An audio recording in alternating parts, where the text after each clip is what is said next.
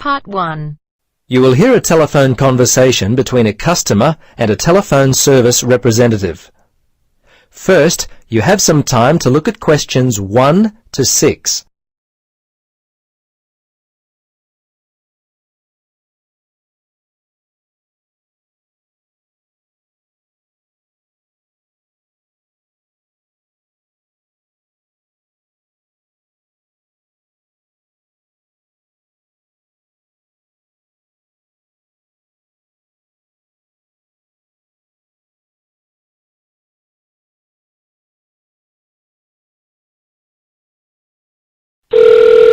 Hello, Cheap Calls Unlimited. This is Adam O'Shaughnessy. How can I help you? Yes, I heard something on the TV the other day about cheap local and national calls.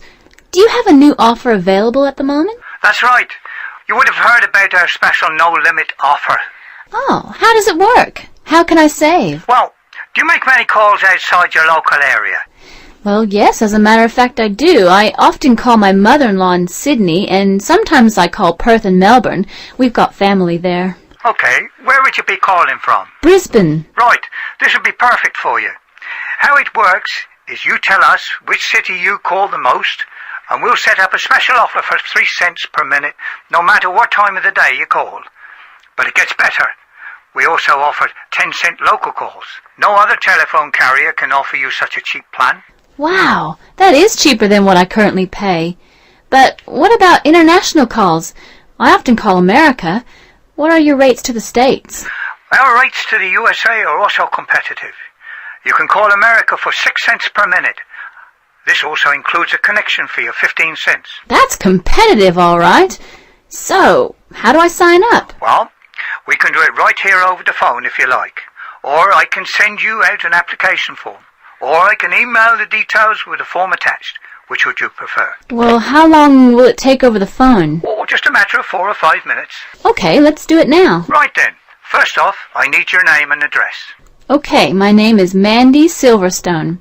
That's Silverstone. My address is 16 Hazelwood Street. That's Hazlewood Street, Belmont, 4173. Good. Now what about your telephone number, date of birth, and do you have an email address? Yes. The telephone is 55223481. My date of birth is July 13th, 1972, and my email address is mandy@tele.com. That's MANDY@TELE.com. Why do you need my date of birth? Before you listen to the rest of the conversation, you have some time to look at questions 7 to 10.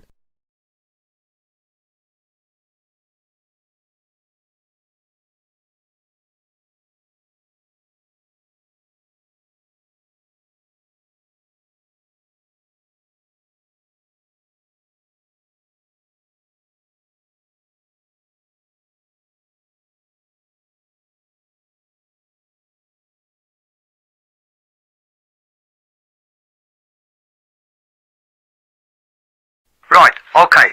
Yes, we'll request your date of birth for security reasons. We'll ask you this each time you call us to request information about your account.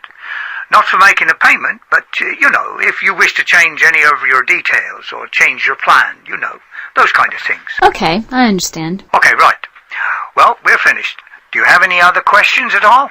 Yes. When does this new service actually start? Yes, I'm going to send the information to our sales department. They'll process it today and your new service will be ready tomorrow. By next month, you'll really start to experience the savings. Fantastic. Okay, well, that's all I wanted to know. Oh, when will I receive the bill? That'll be 1 month from the day you signed up. It'll be sent on the same day every month thereafter, unless you request a change. We can send them every 2 or 3 months if you prefer. That is the end of part 1. You now have half a minute to check your answers.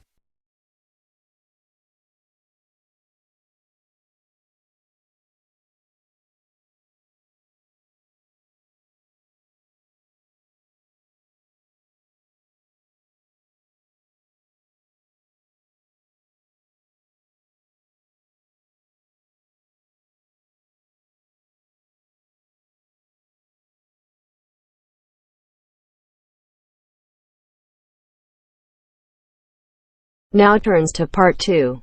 Part 2. You will hear a museum director talking to several student interns, explaining their internship duties at the museum.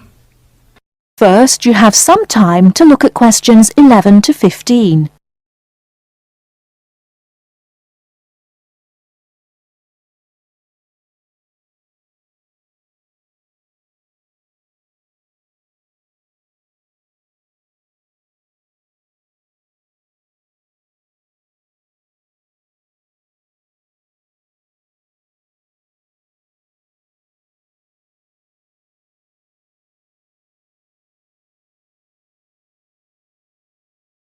Welcome to the City Museum of Art. I'm Dr. Shirley Johnson, the director of the museum's internship program. Today, I'll be giving you an orientation to the museum and our museum administrator's internship program. Will we get a chance to tour the museum today? Yes, we'll start right now with a tour of the building. We'll skip the basement. Most of that part of the building is devoted to art conservation, which won't be part of your internship. Let's begin here on the ground floor with the museum offices. I guess this is where we'll be spending most of our time, helping with the office work. You'll spend some time working in here so you can learn what the administrative duties involve, but you'll also get a chance to experience all aspects of museum work. This room in here is the Museum Tours office. I'm interested in that. I'd really like to help out with the tours. That's great, because you'll all have a chance to lead some tours and maybe even to develop a tour of your own, too. Let's go up to the second floor now. This is the boardroom in here, isn't it? Will we get to go to board meetings? Only members of the board of directors attend those. Now, back here behind the galleries are the classrooms. You're all welcome to attend any class you want at no charge. But we won't be teaching any, will we? No, the staff of the education department is responsible for that. Let's move up to the third floor now and the research department. Each of you will spend some time working in here. Great. I'd like to help with the research. We're working on some very interesting research projects right now. Also, as an extension of your research work, you'll probably contribute to some of the museum's brochures. I'm looking forward to that. I like writing about art. Another thing I've been hoping to be able to do is meet some artists. You're in luck then. We've planned a reception for the first day of your internship, and you'll have the chance to meet several local artists then. Before you hear the rest of the talk, you have some time to look at questions 16 to 20.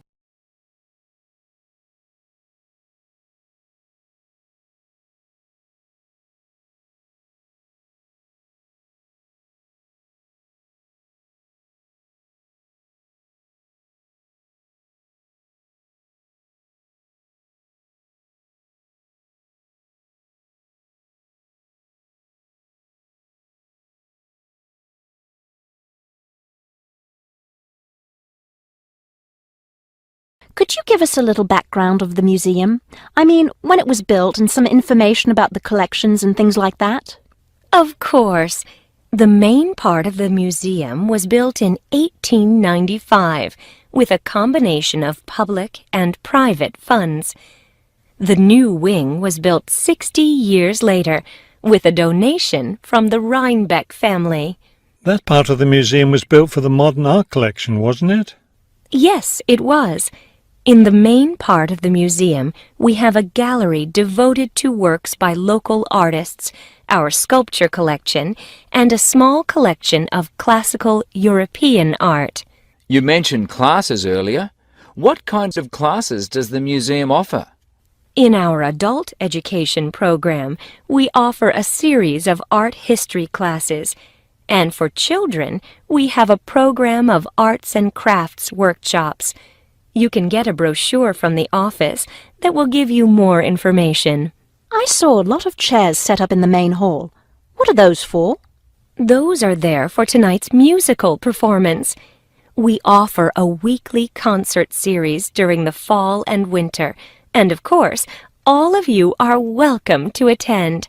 Now, if there are no more questions, let's step into my office and I'll show you your schedules. That is the end of part 2. You now have half a minute to check your answers.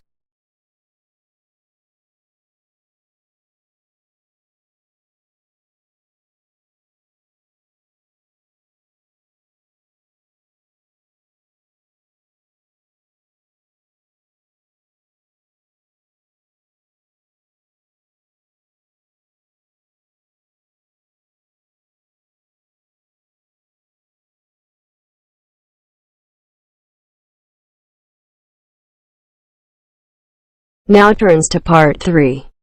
Part 3. You will hear two business studies students discussing a presentation they'll do on an article on working effectively in groups. First, you have some time to look at questions 21 to 26.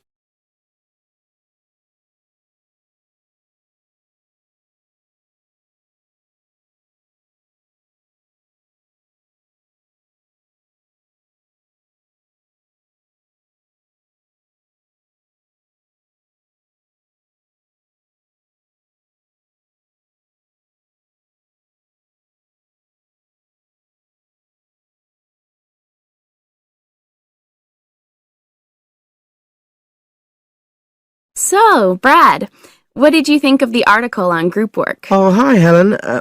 Yeah, it was pretty good, with helpful pieces of advice on how to make group work effective.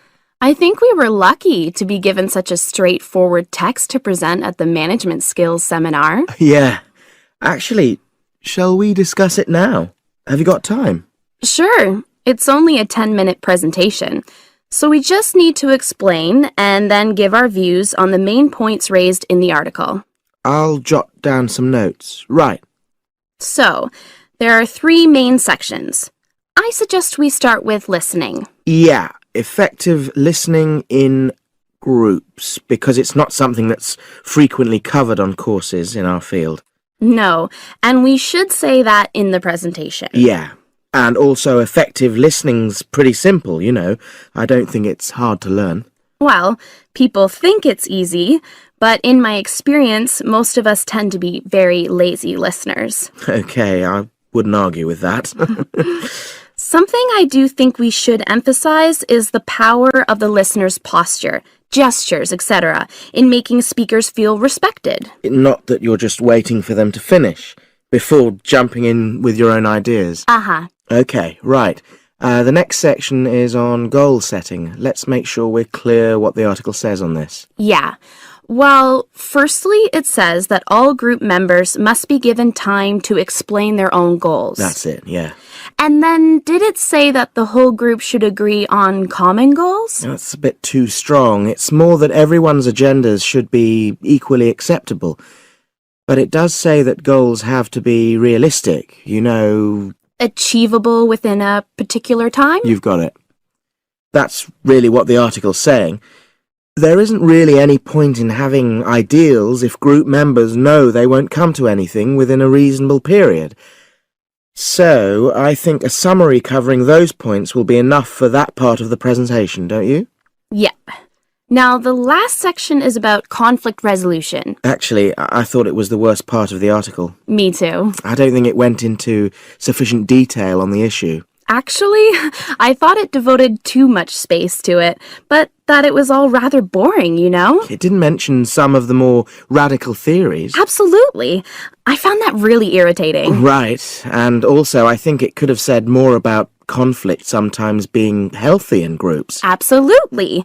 It just mentioned rather glibly about how we should avoid thinking of winners and losers, and that quick resolution of conflict is always desirable. Without explaining what these terms mean? Well, it gives quite detailed definitions, but doesn't develop a proper argument. Right. So, for the presentation, I think we just give some definitions and... And then explain what we felt were the weaknesses in the article's treatment of conflict resolution. Yeah, good.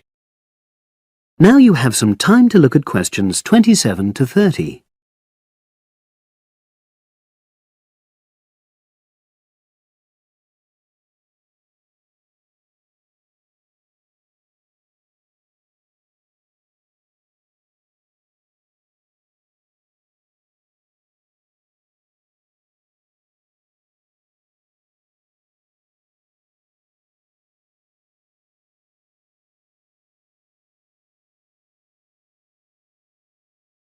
So, let's think about what we have to prepare for the actual presentation.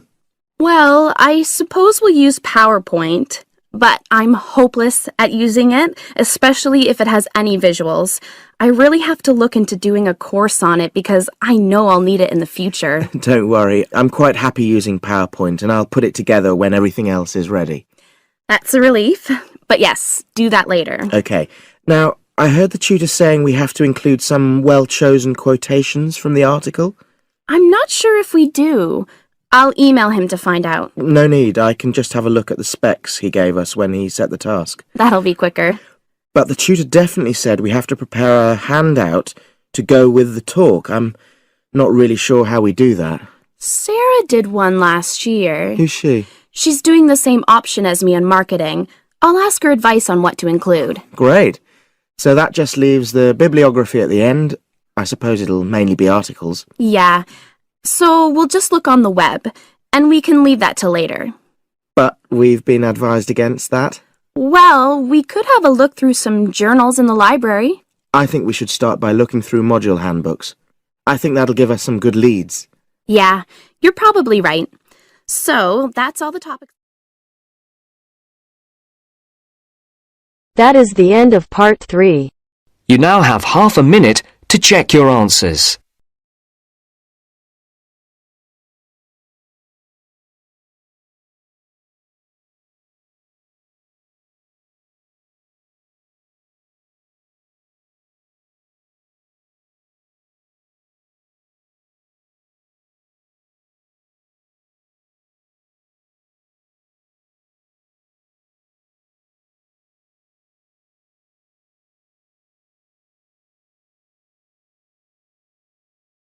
Now turns to part 4. Part 4. Listen to the last part of the lecture. As you listen, complete the notes below. First, you have some time to look at questions 31 to 40.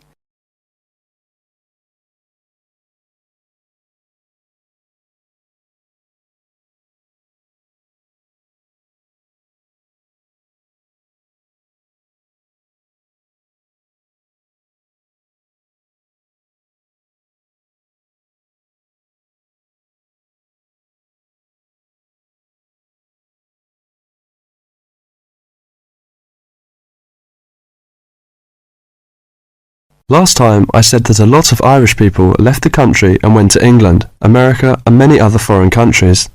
Today I'd like to talk about the emigration. The effects of immigration were not all bad. The immigrants experienced a lot of hardship in their new countries. There is a famous story about a park in Shanghai where Chinese and dogs were not allowed. Well, in England, until into the 1950s, signs for jobs sometimes read, "Irish need not apply." The immigrants often experience discrimination, but they form many organisations to look after their fellow immigrants. Many of these organisations later became very important. In America, the Irish chose politics as the way forward, and significant cities were controlled by Irish politicians. This movement reached its peak with the election of John F. Kennedy in 1960. His grandparents came from Ireland, and his election had a significant impact in Ireland, helping the process of recovery of self-confidence which we have today. Today, there are 70 million people of Irish descent living outside Ireland. In America alone, there are 40 million people, and 10 million of these people have a 100% Irish background. They carried the culture of their home country with them and adapted it to their new home. They made changes which would be unthinkable in the home country, and we often laughed at the Yankees' Irishness. In fact, Any immigrant who came back to live in Ireland, often after many years, found it very difficult to fit into Irish society again. They had been changed by the experience. These immigrants have always had an interest in the old country. The American letter was a letter containing dollars sent back to one's family. More recently, President Clinton has been very influential in bringing peace to the north of Ireland. Riverdance itself was the idea of a dancer who was American, who applied American methods to traditional dancing, and the fusion was immediately popular. Modern Ireland has been able to use the disaster of the last century to learn modern marketing techniques and apply them, without at the same time losing what is distinctive about itself. Riverdance is a demonstration of that distinctiveness. That is the end of part 4. You now have half a minute to check your answers.